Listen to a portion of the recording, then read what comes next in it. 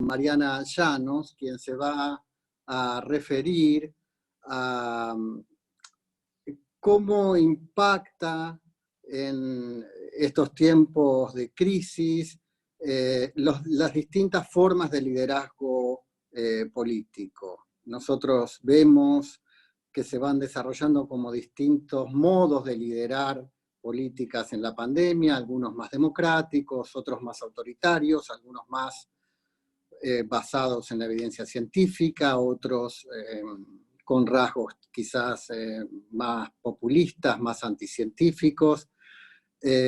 Mariana, muchísimas gracias y te dejamos la palabra. Adelante.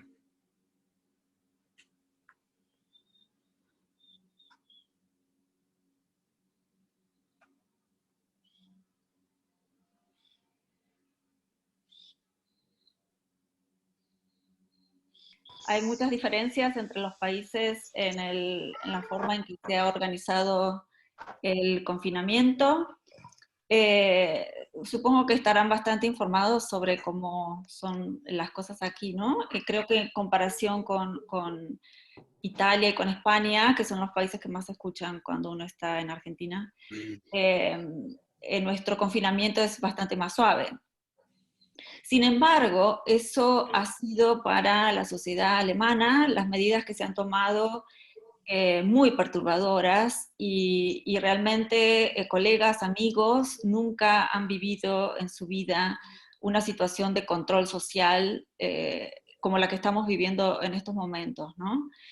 Entonces, lo interesante es que a pesar de que el control social es muy alto para estándares históricos de los últimos 60 años, el acatamiento de estas medidas también es altísimo y el nivel de aprobación que tienen estas medidas en la población está en la orden del 90%, ¿no? O sea, hay mucho consenso en que lo que el gobierno está haciendo en este momento es lo que debería estar haciendo, ¿no? Y bueno, y entonces surgen, por eso es interesante, me parece, lo que a mí como politóloga, o sea, es como una pregunta, ¿no? ¿Por qué esto es así aquí bueno, y en otros lados un poco distinto, ¿no? Y porque hay como, me parece, dos características que esta crisis de la pandemia requiere del liderazgo político, que cuya puesta en práctica puede diferir notablemente, digamos, ¿no? Uno es esta cuestión de actuar con rapidez. ¿No se escucha? ¿Me están diciendo? Sí, se escucha perfecto. Ah, bueno.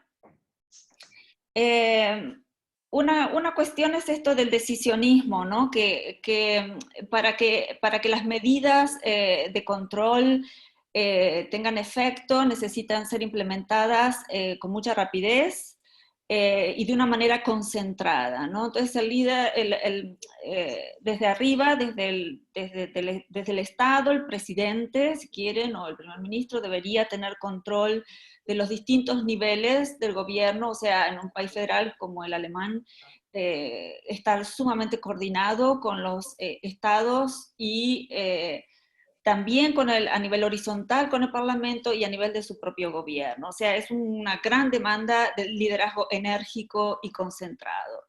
Y por otro lado está la relación entre ciencia y política, ¿no? O sea, que las medidas que se tomen tengan credibilidad y estén sostenidas de una manera que sea aceptada, digamos, o sea, que sea recomendación de los medios científicos, ¿no? Entonces, en estas dos ejes hay mucha variación en las relaciones, o sea, en las reacciones que han tenido los gobiernos a nivel mundial. Y creo que el éxito justamente del estilo del consentimiento con que se han acatado estas normas en Alemania tiene que ver no solamente con que Angela Merkel, la líder de gobierno, es una científica en sí misma y tiene una relación muy cercana y entiende, ¿no? Como se dice en alemán, sabe sumar, ¿no? Entiende de lo que está hablando y tiene llegada directa a los principales virólogos del país, ¿no? No solamente eso le da mucha credibilidad, digamos, a las medidas que toma, sino que además, y algo que se habla menos, me parece, a nivel mundial, a nivel fuera de Alemania, es que estas medidas se toman con un alto nivel de consenso político, ¿no? O sea, prácticamente la dinámica gobierno-oposición se ha desdibujado en el último tiempo porque la oposición está completamente de acuerdo con lo que está haciendo el gobierno, ¿no? Y, es muy interesante, me parece, de resaltar esto, porque hasta esta crisis los partidos tradicionales estaban siendo cuestionados, ¿no? Había mucho cuestionamiento tanto de la izquierda como desde la derecha por la forma en que estaban enfrentando los problemas de gobierno, ¿no? Y ahora como una recuperación, ¿no? Con este liderazgo con credibilidad eh, eh, basada, científica, ¿no? La recuperación del Estado y de los partidos en el sentido tradicional. Bueno, sin extenderme demasiado más, creo que digamos, las claves de lo que se podría decir el éxito hasta ahora del caso alemán es esta cuestión de la buena comunicación con la ciencia eh, y la búsqueda de consensos políticos en la toma de decisiones, ¿no? Por supuesto que no hay acuerdo total y que se cometen errores, y este es un tema que quizás podemos discutir más adelante, que las medidas que se toman tienen que ser consideradas por todos como, ¿cómo se dice? Como moderadas o como de acuerdo a las circunstancias, ¿no? Y ahora, por ejemplo, que estamos ya en la segunda etapa del confinamiento, eh, las respuestas, cómo se sale de un confinamiento, tienen muchos problemas de calibración. Y ahora ya se están viendo, por ejemplo, muchas situaciones de judicialización de las decisiones, ¿no? O sea, hay una intervención muy activa de la justicia en el sentido de muchas quejas por los derechos que no están siendo escuchados, respetados, etcétera. Bueno, sobre todo el derecho de reunión, ¿no? No sé si tengo más tiempo o prefieren que deje ahí porque 3 minutos, 2 minutos, ok. En el otro extremo, digamos, de estas dos dimensiones que yo les comentaba, ¿no? O sea, por un lado, la importancia de cuál es la relación del líder que toma las decisiones con los expertos, ¿no? Con la ciencia, y cuál es la relación del líder con el resto del sistema político si tiene autoridad para imponerse. Bueno, en esos dos ejes hay muchísima variación, y bueno, aquí mismo en Europa ustedes habrán escuchado, por ejemplo, el caso extremo de Hungría, ¿no? Donde la concentración de poder ha llevado claramente a la adopción de medidas de abuso de poder, y bueno, y, y en América Latina el caso más patente y más conocido por todos, por supuesto, es el vecino Brasil, donde, digamos, la falta o sea, donde el desinterés de parte del centro político o del presidente por hacer frente a la pandemia con medidas científicas aceptadas internacionalmente causa otro tipo de problemas. O sea, y para redondear, lo que yo diría es entonces que el exceso de decisionismo y el exceso de liderazgo por un lado, como la falta de conducción y de liderazgo y de empatía, digamos, con las tomas de decisiones pueden ser problemas muy complicados con consecuencias bastante difíciles, ¿no? Para el estado de los sistemas democráticos. Y bueno, podemos profundizar en esas consecuencias no sé si hay interés en la Muy próxima bien. intervención. A ver si hay algún comentario específico o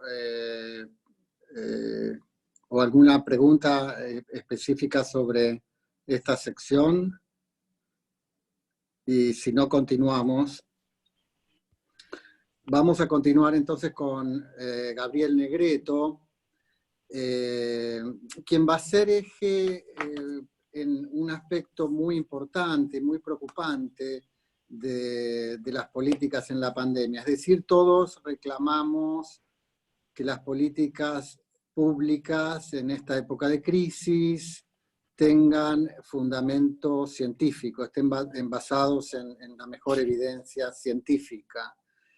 Pero está empezando también a surgir un reclamo igualmente vigoroso de que esas políticas públicas se ajusten al Estado de Derecho y respeten los límites, los controles, las garantías de la democracia constitucional. Gabriel, te escuchamos.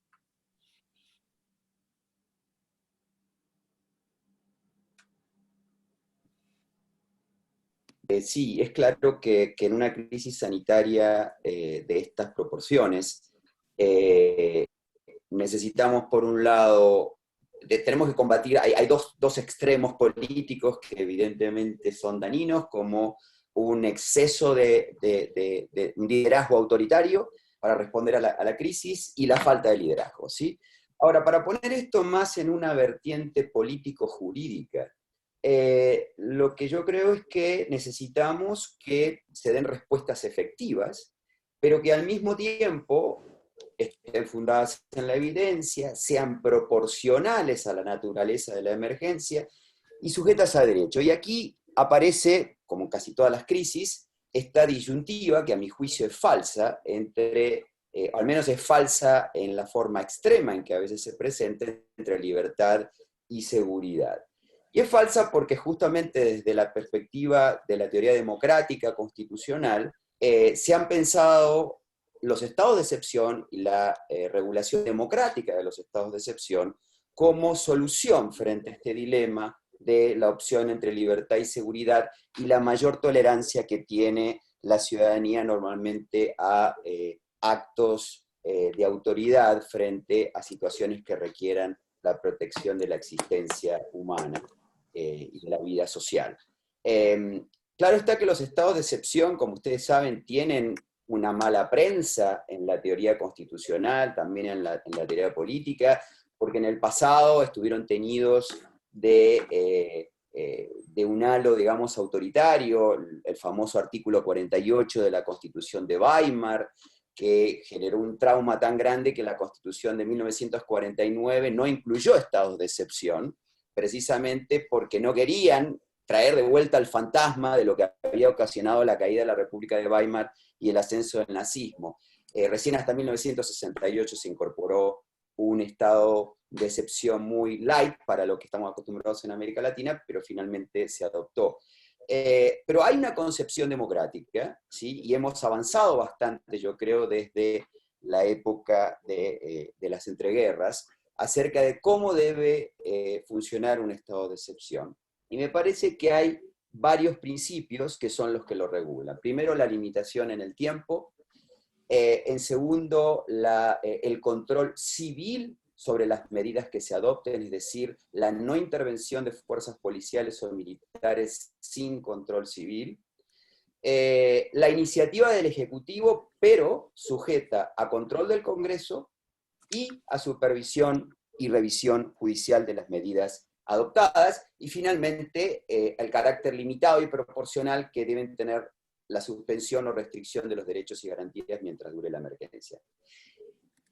Y frente a esto, el derecho constitucional moderno, democrático, ha avanzado con relación a lo que era la vieja concepción de los estados de excepción, que estaban pensados como en la figura tradicional del estado de sitio, que era para combatir casos de insurrección armada, guerras civiles o invasión exterior, a otros tipos de estado de excepción, que son más propios de calamidades de tipo ecológica, desastres naturales, ¿sí? Entonces, por ejemplo, tenemos, como es en el caso de Colombia, la Constitución colombiana, que incorpora el estado de emergencia social, económica y ecológica. La Constitución de Brasil del 88 tiene un estado de defensa que sirve para atacar, para combatir calamidades de tipo natural. En Chile existe el estado de catástrofe. Y yo un poco la idea que quiero brindar y que quiero poner a discusión es que la utilización de los mecanismos de las instituciones de excepción previstas en una Constitución, paradójicamente, para cierta perspectiva, ofrecen más protección para la defensa de la democracia y la protección de los derechos que tomar medidas en paralelo a estos estados o no recurrir explícitamente a estos estados de excepción. Esta es un poco la idea central que yo quisiera defender. Por ejemplo, pongo el caso de Brasil. En Brasil existe el estado de defensa. Uno pensaría que, dada la actitud vacilante de Bolsonaro, anticientífica, la razón por la cual no se declaró el estado de defensa en Brasil es porque Bolsonaro no quiere tomar una reacción explícita frente a la emergencia. Y sin embargo esto no es cierto, porque Bolsonaro está teniendo conflictos con los gobernadores, que son conflictos de jurisdicción, ¿sí?, que bien los pudiera resolver, o bien pudiera controlarlos, si tuviera las prerrogativas que le brindaría la declaración de un estado de defensa, que lo prevé la Constitución, ¿sí?, porque le brinda la autoridad de declarar en estado de defensa varias porciones del territorio, y le permitiría controlar las medidas que van a tomar los gobernadores, incluso para no restringir actividad económica, que es lo que a él le interesa. Ahora, ¿por qué no lo hace? No lo hace porque no tiene el apoyo del Congreso. Y la prueba está en que ha recurrido a adoptar medidas dentro de la emergencia a través de las medidas provisorias, que es el equivalente en Brasil de nuestros decretos de necesidad y urgencia. A través de medidas provisorias quiso, por ejemplo, limitar el acceso a la información del gobierno federal, ¿sí?, un acto claramente autoritario, y lo más significativo, pidió autorización para que el Congreso no tuviese que confirmar a las medidas provisorias que dictara durante la emergencia para que éstas tuvieran validez legal en el tiempo. Porque, de acuerdo a la Constitución brasilera, reformada en el 2001, sin la confirmación de las medidas provisorias por parte del Congreso, estas medidas caen. Y aquí tengo que intervenir el Supremo Tribunal, el Tribunal Supremo Federal de Brasil, que declaró improcedente el pedido de Bolsonaro. Entonces, ¿qué se está haciendo en Brasil? No es que no se están adoptando ninguna medida, sí se están adoptando. Y se está buscando establecer un espacio de autoridad federal a través de medidas provisorias y sin recurrir a los mecanismos previstos por la Constitución. Luego tenemos el caso de Colombia. En Colombia se decretó efectivamente el estado de emergencia económica, social y ecológica.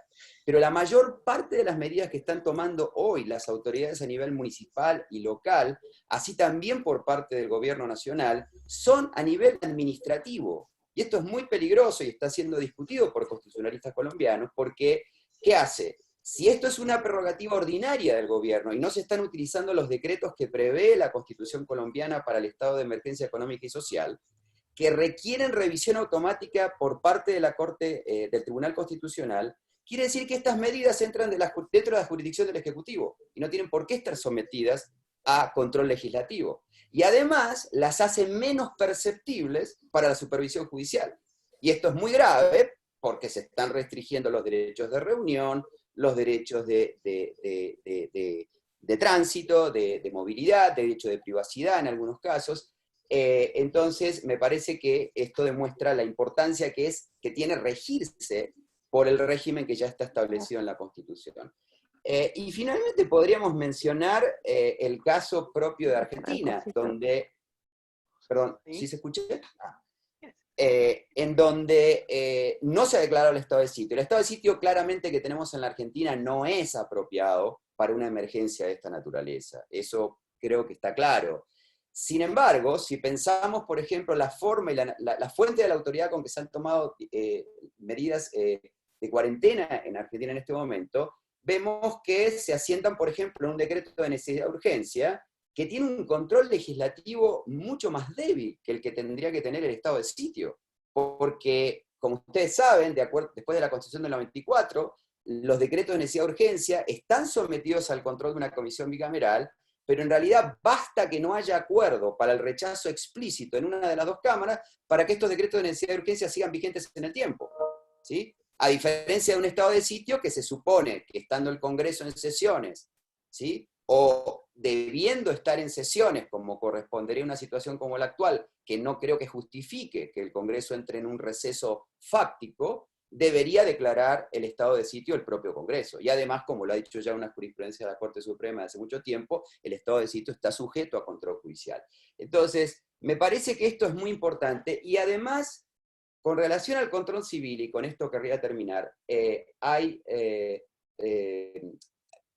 muchos problemas que están surgiendo que ponen en cuestión los principios del Estado democrático cuando se utiliza la autoridad coercitiva del Estado, las policías o el ejército, para controlar las restricciones que se establecieron bajo esta contingencia, ¿no? Entonces, por ejemplo, tenemos el caso de Israel, donde hay toda una discusión en estos momentos porque hay un estado de emergencia, hay una regulación que se hizo en virtud del estado de emergencia, pero, por ejemplo, las fuerzas de seguridad y el ejército está controlando prácticamente de manera autónoma lo que es el seguimiento de los casos confirmados de coronavirus, lo cual pone muy en duda, digamos, la legalidad y la constitucionalidad de esta intervención, que sería violatoria, digamos, del derecho de privacidad en muchos aspectos.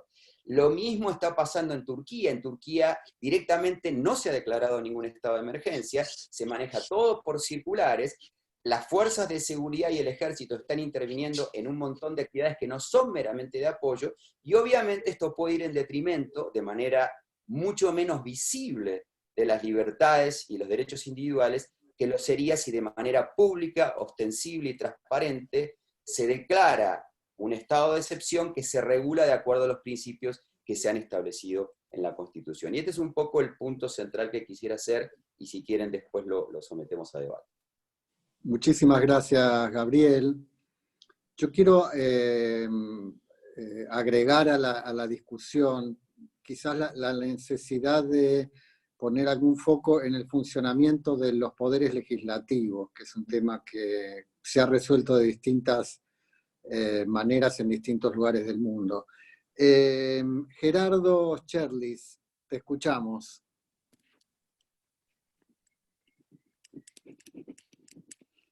Sí, buenas tardes. Gracias por la organización y bueno, le agradezco como miembro del instituto a Gabriel y a Mariana por acompañarnos.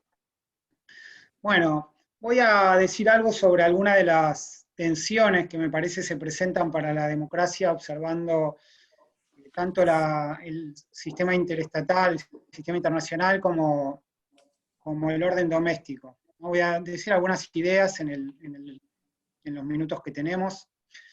En el sistema, un poco como títulos de temas que están ocupando hoy las revistas, los diarios y también los ensayos más académicos. Bueno, en el sistema internacional, por un lado está claro que necesitamos más cooperación, más interacción, pero seguramente tendremos menos. Ese sería un poco el título. Hay una narrativa muy potente sobre la pandemia y muy razonable que diría lo siguiente: esta crisis lo que nos enseña es que necesitamos más cooperación y mejor cooperación transnacional, que las amenazas globales requieren respuestas globales, que necesitamos cooperar en investigación científica, en políticas sanitarias, en ayuda para el desarrollo, que fue precisamente la escasa cooperación internacional lo que explica la mala gestión de la crisis. Por ejemplo, el caso de la Unión Europea fue un verdadero fiasco, ¿no? Quizá el proceso de integración más acabado. Y que entonces debería primar el multilateralismo en los regímenes internacionales y retroceder el aislacionismo. Brevemente, los países deberían trabajar conjuntamente y reforzar los regímenes internacionales para enfrentar amenazas comunes. Bueno, si fuera jurista o político, me pasaría los siguientes 6 minutos diciendo lo importante que sería esto, pero lo cierto es que es muy improbable que el camino que veamos seguir en los próximos meses sea este, ¿no? Y obviamente, por un lado, porque hay una narrativa alternativa igualmente potente, que es la que señala que la globalización y las fronteras abiertas son las que generaron las vulnerabilidades frente a este tipo de amenazas y otras que tenemos presentes, por lo cual este tipo de batallas que hoy de hecho observamos entre los estados por el control de suministros, de equipos, de líneas de abastecimiento, nos deberían llevar a la conclusión de que cada país debe finalmente cuidarse por sí mismo. En cualquier caso, digamos, sea cual sea la narrativa predominante, lo cierto es que en los próximos meses lo más probable es que la cooperación sea vista como un lujo difícilmente afrontable por los estados que destinarán sus escasos recursos para lidiar con sus propias crisis, ¿sí? Y seguramente no se preocuparán demasiado por fortalecer las organizaciones internacionales, ni por cooperar con el desarrollo. En definitiva, vamos a ver a los estados fortaleciendo su rol excluyente en el orden internacional, en detrimento de los procesos de internacionalización. Es decir, si el coronavirus expuso los costos de confrontar una crisis global con un sistema precario, el resultado paradójico, y quizá lamentable, puede ser confrontar la próxima crisis con un sistema peor. Y a la vez esto coincide y creo que acelera otra tendencia previa, que es el ascenso o el corrimiento del eje de poder en términos geopolíticos de Occidente hacia Oriente, y más específicamente, bueno, al este asiático, pero más específicamente a China, y el declive de los Estados Unidos como potencia hegemónica, ¿no? Quizá como un ejemplo extremo, pero esta semana salía en The Economist una nota de Kishore Mahbubani, un ex presidente del Consejo de Seguridad, que provocativamente hablaba de la crisis de la pandemia como el punto de cierre de la era del dominio occidental, o de la dominación occidental, y el comienzo abierto, definitivo, del siglo asiático, ¿no?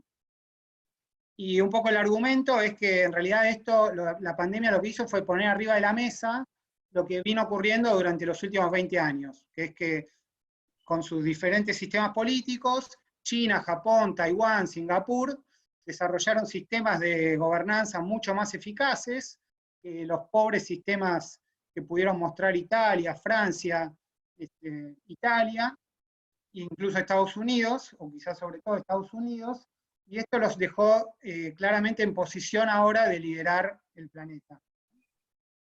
Bueno, cada cual puede tener el juicio que quiera y se puede discutir mucho el rol de los Estados Unidos en relación con la democracia en el mundo, ¿no? Hay demasiado escrito sobre esto, inclusive en los últimos 30 años, pero seguramente la protección de los derechos civiles y el pluralismo no van a estar al tope de la agenda de las relaciones internacionales de China.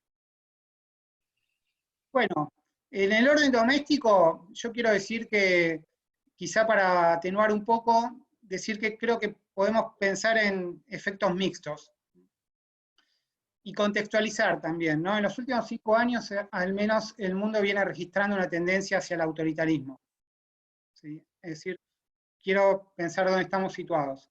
Los estudiosos de la democracia en el mundo, los distintos informes de quienes miden el nivel de democracia a nivel global, vienen hablando ya de una ola de autocratización en los últimos años.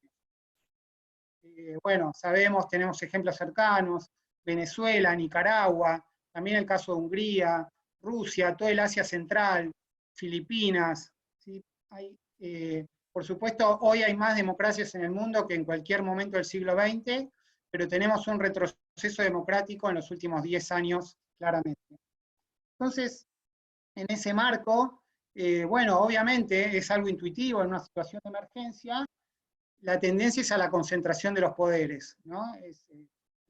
Mariana hablaba de la oposición apoyando al gobierno en Alemania, digamos, la dificultad para hacer oposición, para plantear la necesidad de controles, la desactivación de las formas más tradicionales de protesta, parece algo casi natural, intuitivo, de este tipo de situaciones de emergencia, ¿no? El efecto de reunirse en torno a la bandera, ¿no? De rally around the flag, es un efecto natural de este tipo de situaciones, ¿no? Los líderes opositores inclusive tienen muy escasos incentivos para confrontar con el capitán que conduce al país en una guerra, ¿no? Como lo puso el propio Mario Negri acá en la Argentina, para atacar al comandante, ¿no? Al comandante en la guerra hay que apoyarlo, evidentemente. Entonces, por supuesto, la idea del Estado que te protege y te cuida en situación de peligro, y para eso te encierra y te vigila, está en la base de todos los regímenes autoritarios, ¿no? En realidad, la idea del Estado que te protege y te cuida está en la base de la legitimidad de la autoridad política. Pero bueno, en situación de emergencia, además de cuidarte, tiene que quizá vigilarte un poco más y encerrarte. Eso lo sabemos hace siglos, ¿no? En el marco de la actual pandemia, hay 84 países al menos que declararon distintas formas de estado de emergencia, de acuerdo al Centro para los Derechos Civiles y Políticos de Ginebra. Y bueno, esto por supuesto nos hace prestar mucha atención a lo que está ocurriendo, ¿no? Ahora yo lo que distinguiría acá es lo siguiente: me parece que los países con tendencias a la autocracia o con democracias débiles presentan una situación en la cual el virus sirve para deshacerse quizá de los obstáculos remanentes. Bueno, Mariana mencionaba el caso de Orbán en Hungría, quien se hizo conceder poderes ilimitados para gobernar por decreto sin límite temporal, ¿no? Hasta que, bueno, termine esta situación eventualmente, ¿no? Es el corona golpe directamente, ¿no? Y llama mucho la atención una dictadura casi hecha y derecha en el corazón europeo, ¿cierto?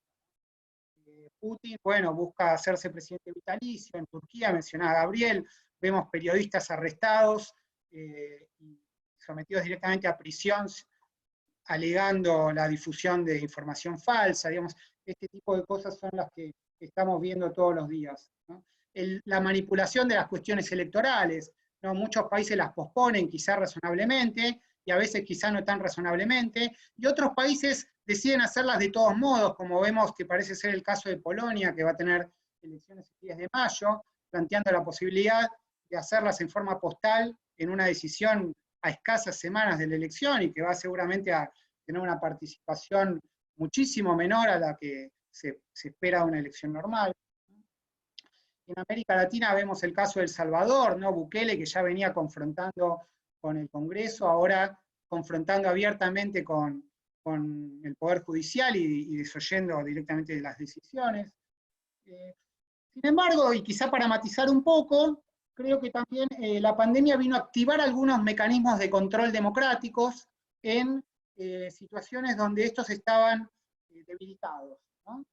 Y acá pienso tanto en el Congreso como quizá fundamentalmente en la cuestión del federalismo, que ya surgió acá.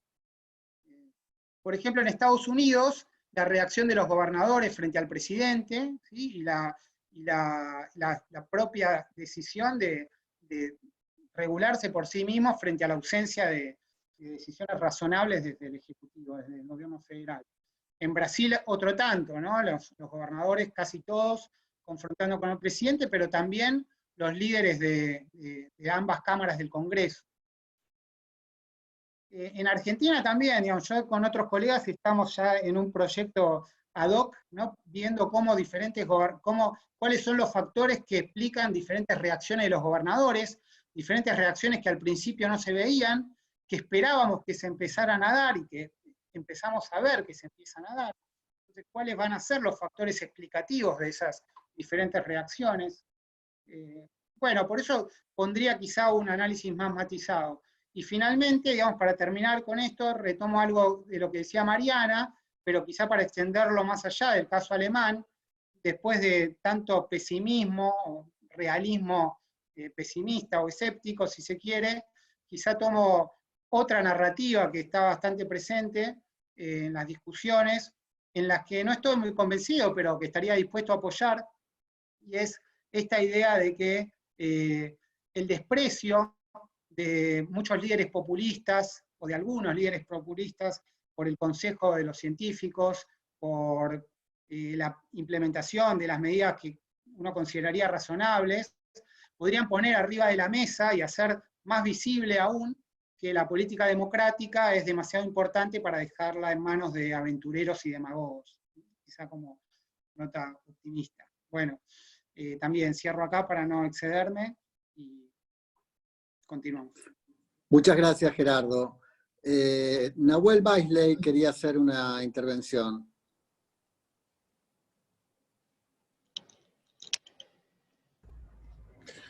Hola a todos y todas. Gracias por las 3 presentaciones, súper interesante.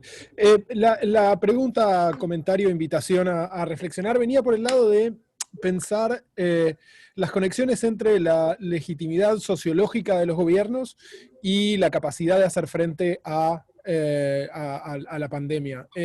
Y pensado en las claves de lo que fueron diciendo los tres, en el sentido que decía Mariana, en cuanto a las conexiones entre ciencia y gobierno, en línea con lo que mencionaba Gerardo al final. En la dimensión de lo que decía Gabriel acerca de las medidas y la necesidad de formalizar el estado de sitio, quizá la pregunta es si eso es más efectivo o no, independientemente, digamos, de la mirada normativa acerca de qué deberíamos hacer, porque es más correspondiente con un ideal normativo, si eso crees que aquellos estados que tomen medidas formales de estado de excepción van a ser más exitosos en su capacidad de lidiar con la pandemia. Y en cuanto, y de lo que decía Gerardo en cuanto a la división esta del mundo en Occidente y Oriente, si hay alguna conexión ahí, ¿no? Sí, quizás hay una habitualidad a lidiar con los estados de excepción en cierta, digamos, en este mundo post-occidental, que puede explicar puede explicar por qué la pandemia trae esa transición, ¿no? Comentarios, nada, son más ideas que preguntas concretas. Gracias. Vamos a tomar un par de intervenciones más y después volvemos a los panelistas para que ellos elijan qué preguntas responder o qué temas abordar. Ahora a Leticia Vita. Hola, muchas gracias. Creo que ahí se escucha.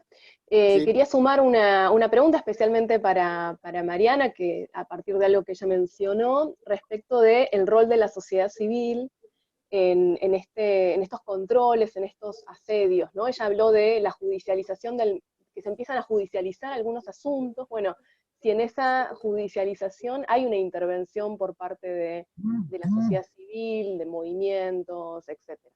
¿Cuál era su visión al respecto? Gracias. Mariana, creo que lo mejor es que ahora volvamos a los panelistas y dejemos la pregunta que falta para después. Entonces, Mariana, si vos querías responder.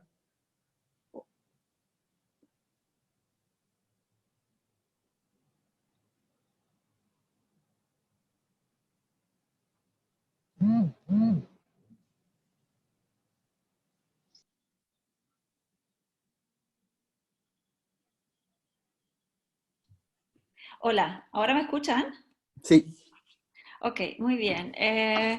Bueno, muchas gracias, Nahuel, y ¿cómo era tu nombre? Leticia, por las preguntas, y Marcelo también, porque Marcelo puso una pregunta sobre los parlamentos, ¿no? Ok, voy a tratar de decir un par de cosas que me interesaría decir. Primero, y conectado con la presentación de Gabriel, de que en muchos países se están haciendo cosas fuera de la declaración del estado de sitio, me parece que la cuestión del Parlamento debería ser, de la presencia del Parlamento durante todo este tiempo, debería ser algo que no deberíamos ni siquiera discutir, ¿no? O sea, yo mirándolo desde afuera, ver que el Parlamento argentino estuvo cerrado todo este tiempo, ¿no? Después de autorizar el uso o sea, la adopción de medidas por decreto, me pareció como medio una locura, ¿no? Y me parece que la discusión no pasa en si es virtual o presencial, o sea, hay bastantes argumentos para un lado u otro. El tema pasa en que tenemos que poner a las instituciones a funcionar y una de las funciones del Parlamento es controlar al Poder Ejecutivo y sobre todo en situaciones de emergencia eso debería darse. Ahora, es súper interesante cómo en cada país ese tema ha sido tratado de forma totalmente distinta, ¿no? Y tiene que ver bastante con la forma en que funciona el sistema político en cada país. En Brasil, por ejemplo, inmediatamente se adoptaron las resoluciones que hicieron posibles las sesiones virtuales y el Parlamento estuvo funcionando todo el tiempo. Pero bueno, la confrontación entre presidente y parlamento es historia conocida en el caso de Brasil, ¿no? Y el parlamento se puso las pilas para hacer su trabajo a pesar del presidente, ¿no? En Alemania fue todo por consenso y reunión de líderes, ¿no? Tiene un jefe de parlamento sumamente prestigioso que se reunió con los liderazgos y puso la cuestión a funcionar a partir de acuerdos de líderes políticos, ¿no? Y bueno, y así. Eso por un lado, o sea, la importancia de que los mecanismos de control estén funcionando. Pero como decía Leticia también, el rol de la sociedad civil es fundamental. Y no hemos hablado todavía del rol de los medios de comunicación. Porque, por ejemplo, una de las cosas que han hecho algunos de estos estados de excepción ha sido autorizar, digamos, a la autoridad que toma las decisiones a suprimir o intervenir o tomar estado de vigilancia con respecto a noticias que desinforman en relación a la pandemia, ¿no? Mientras que el concepto de desinformación es definido desde la autoridad central, ¿no? Por ejemplo, en Hungría te pueden poner hasta 5 años de prisión si no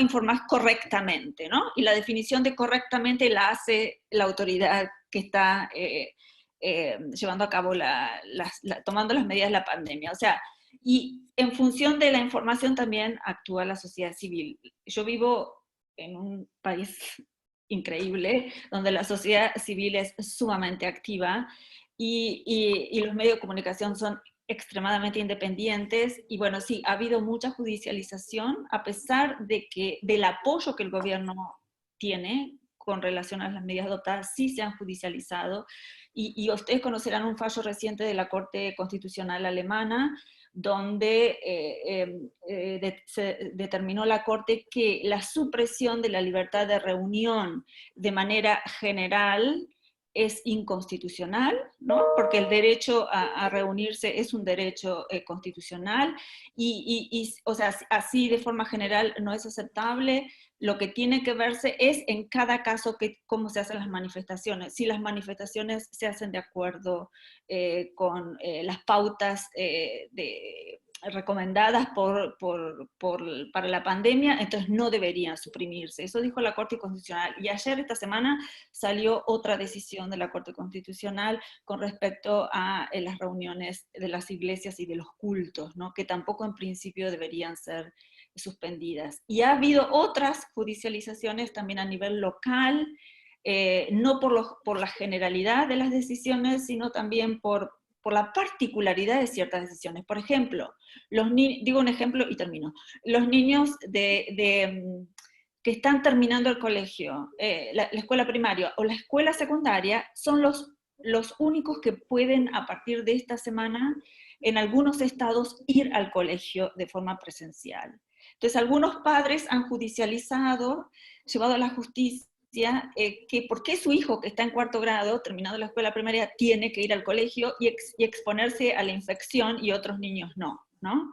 O sea, las particularidades también han sido judicializadas en algunos casos. O sea que sí, una sociedad civil sumamente activa y atenta es fundamental para evitar los excesos. Esa sería como mi reflexión final. Muchas gracias, Mariana. Sí, respecto de la judicialización, creo que ese es otro como aspecto vinculado a lo que exponía Gabriel.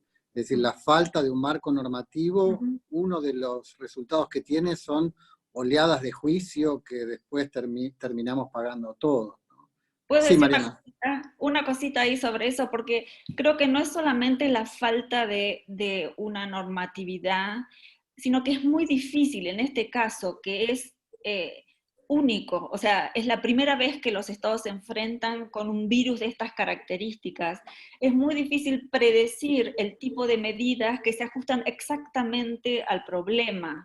Entonces, a veces se cometen errores de calibración, por lo menos, o sea, eso es lo que se ve un poco acá, y se exigen demasiadas cosas que no estaban de acuerdo, o sea, con la necesidad en sí misma. Entonces, también se está experimentando bastante. Claro.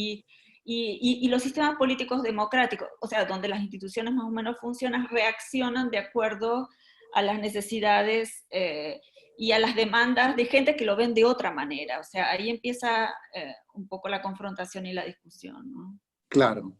Digamos que es un caso práctico, extremo, de lo que se conoce como toma de decisiones en situaciones de incertidumbre. Exacto. El actual.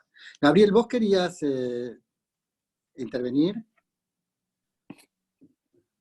Adelante.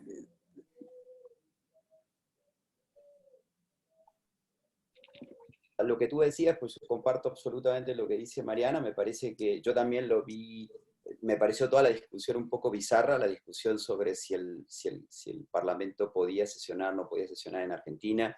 O sea, me parece que esta circunstancia no es obstáculo de ninguna manera. En todo caso, el Parlamento obviamente tiene que interpretar su reglamento para adaptarse a circunstancias que pueden ser excepcionales, y esta no justifica de ninguna manera que el Parlamento no sesione, y mucho menos entrar en un receso fáctico, no formal, que no está calendarizado y no viene al caso, y de hecho sería muy contraproducente.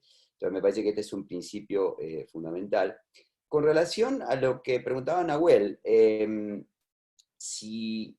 no, yo no, a ver, no lo estaba diciendo desde el punto de vista puramente normativo, no lo estoy diciendo desde el punto de vista puramente normativo, o sea, sí lo estoy, o sea, mi argumentación acerca de que es mejor el manejo democrático de las medidas para combatir la emergencia sanitaria, es mejor el manejo democrático si de manera explícita y transparente se utiliza un estado de excepción ya regulado, que hacerlo de manera subrepticia. Sí creo que normativamente eso es lo que quiero defender, pero creo que también tiene una dimensión práctica. No hay ninguna razón para defender la idea de que el uso discrecional del poder, o digamos hacerlo sin instituciones preestablecidas, favorece más la efectividad de las medidas. Por dos razones. Por un lado, porque tenemos evidencia suficiente en muchas áreas de la investigación en las ciencias sociales, que los estados autoritarios en general no son más efectivos, ni para promover desarrollo económico, ni para combatir desastres naturales, ni para prevenir protestas y conmociones sociales, que cualquier estado democrático que se sujeta a las reglas. Y digamos, el combate a una epidemia no es una excepción. Así que no hay ninguna razón por la cual pensar que sería más efectivo hacerlo de manera paralela o marginal a las instituciones jurídicas existentes. Y por el otro lado, porque la efectividad del combate a la epidemia depende de muchos factores que obviamente no son jurídicos.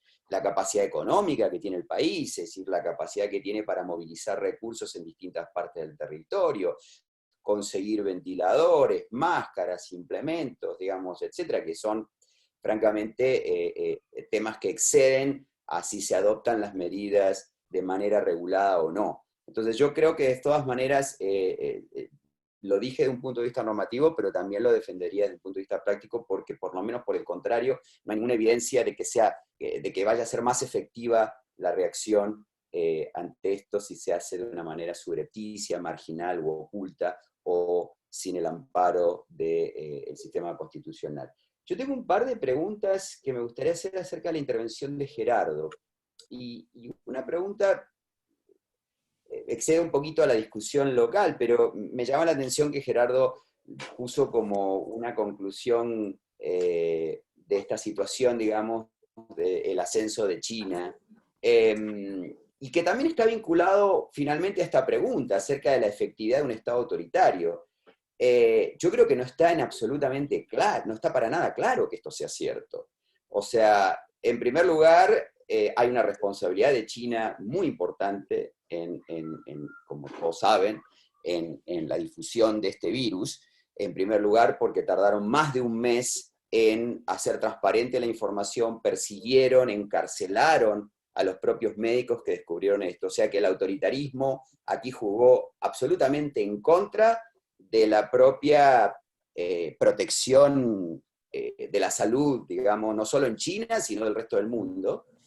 Y en segundo lugar, que los rebrotes que ha habido en Wuhan y en otras partes de China están demostrando que tampoco es cierto esto de que la posibilidad de seguir, digamos, a través de todos estos mecanismos digitales de control que se tienen, y de supervisar de manera tan cercana, incluso violando el derecho de privacidad, están realmente pudiendo controlar absolutamente la evolución del virus. Entonces aquí creo que también lo que sí hay es una gran propaganda por parte del Estado chino, como también la hay por parte de Rusia, y un poco volviendo a lo que decía Gerardo, no me queda claro que, o sea, me queda claro que Estados Unidos está en muchos problemas, no me queda claro que ya estemos viendo una hegemonía de parte de China, y en todo caso me parece que es una hegemonía que tenemos que combatir desde Occidente de todas las maneras posibles. Y una segunda pregunta es que,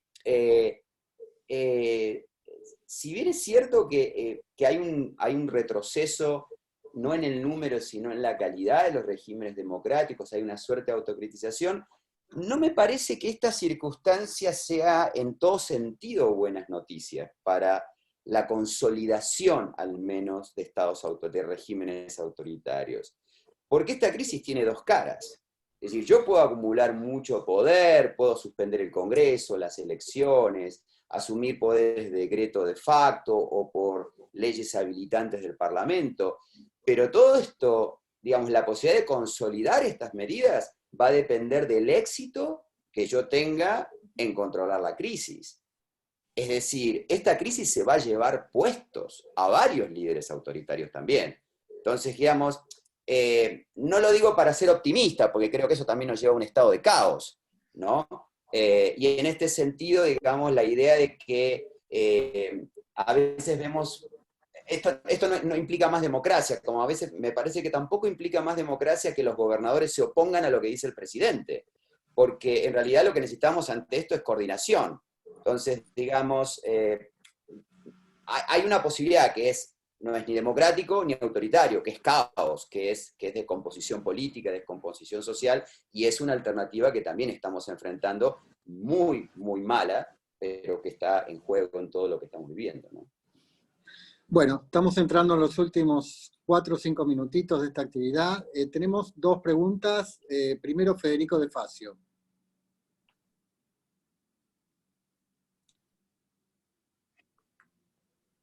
Bueno, gracias Marcelo. Gracias por las exposiciones, muy interesantes las 3. Yo tenía las siguientes preguntas. La primera es para Gabriel Negreto, que algunos de los requisitos que marcó para tener un control institucional sobre los estados de excepción, entre otros, sería la judicialización o la revisión judicial de las medidas, y por otro lado su proporcionalidad, que uno las podría juntar porque en general son los jueces los que analizan, al menos en nuestros sistemas institucionales.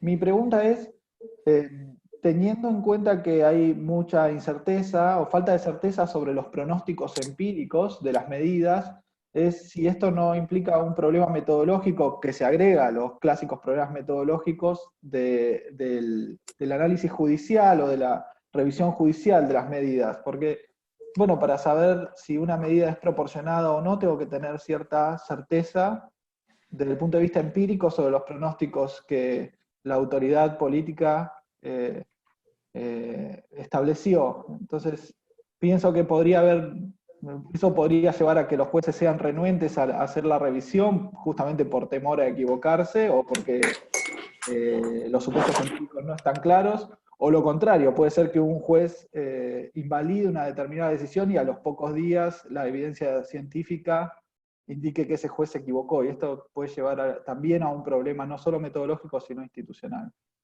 Y la otra pregunta es para Mariana y también para Gerardo.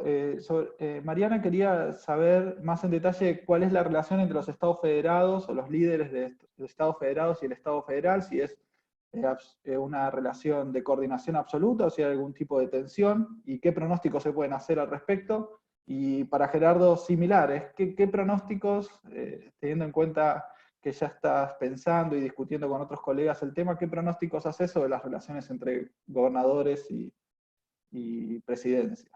Gracias. Bueno, vamos a escuchar a Laura Lora y después entonces le damos la palabra final a los panelistas.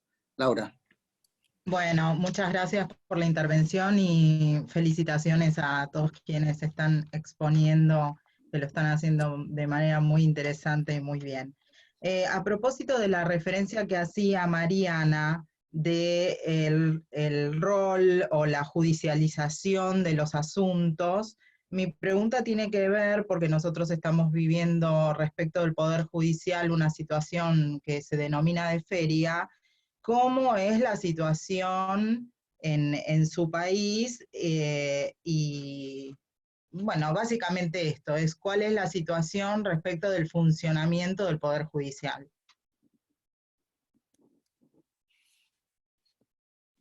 Bueno, entonces ahora la intervención. A ver, Lidia Garrido quería decir algo.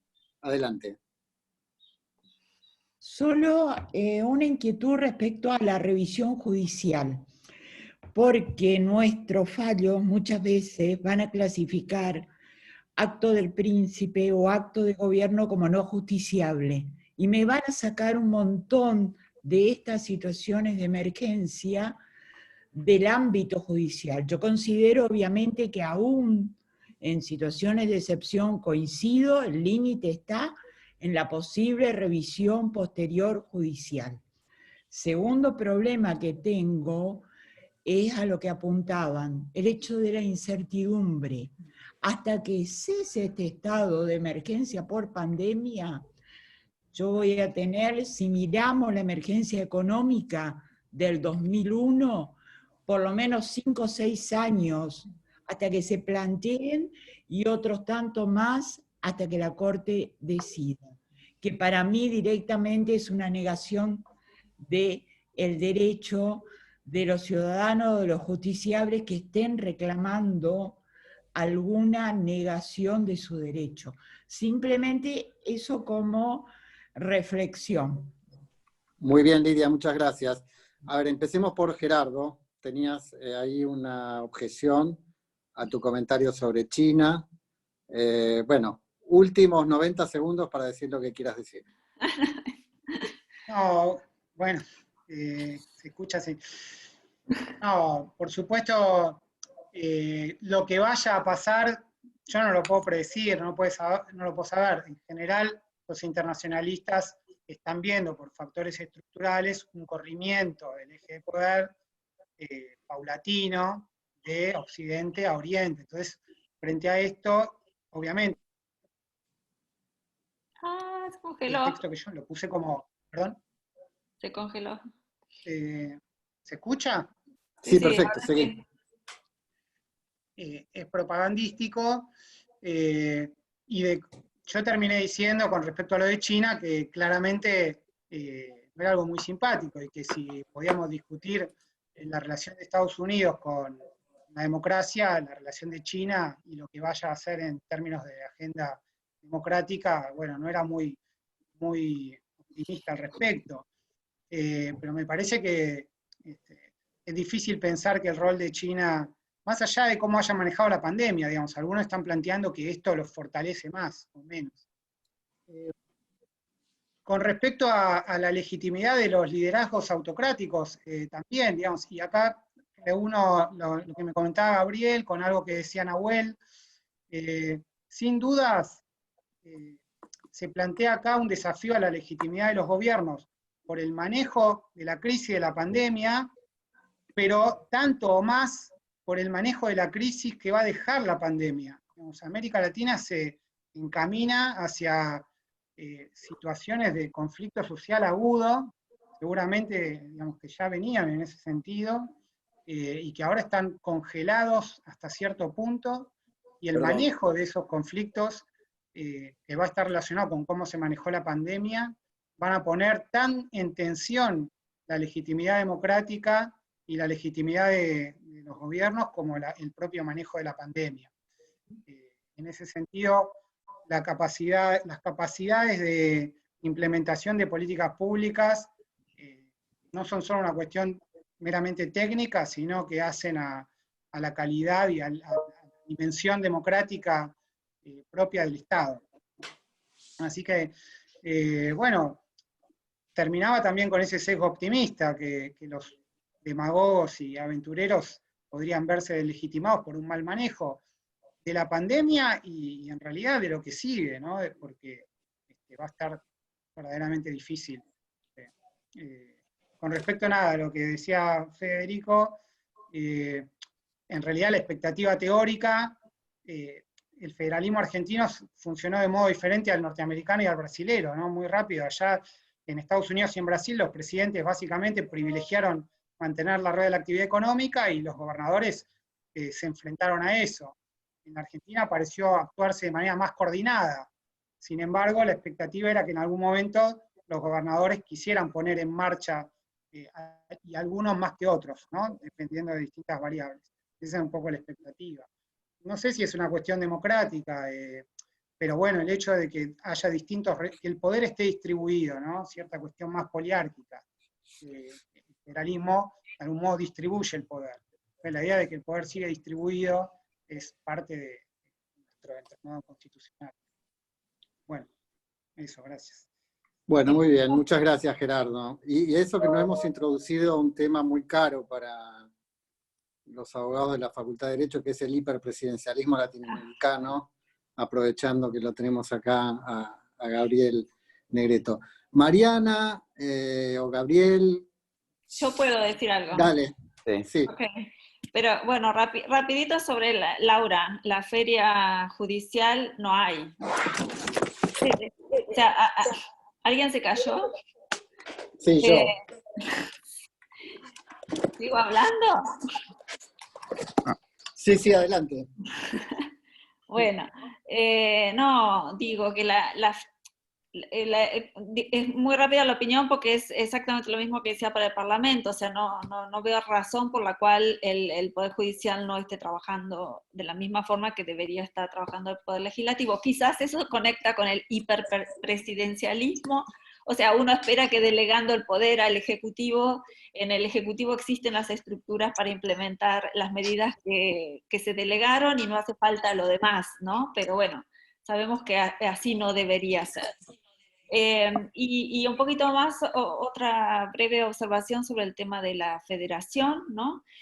Una característica de esta crisis es la cuestión esta de que el presidente ha salido a ser desafiado y ha tenido conflictos no solamente a nivel horizontal, o sea, con los otros poderes del Estado, sino a nivel de las entidades subnacionales. Y eso no es solamente o sea, en varios países, ¿no? En Alemania es un Estado federal, Brasil es un Estado federal, y bueno, en Brasil los gobernadores han pasado a implementar las medidas que el presidente se ha negado a implementar, ¿no? O sea, ellos son los que se han ocupado de tomar las medidas necesarias para combatir la pandemia.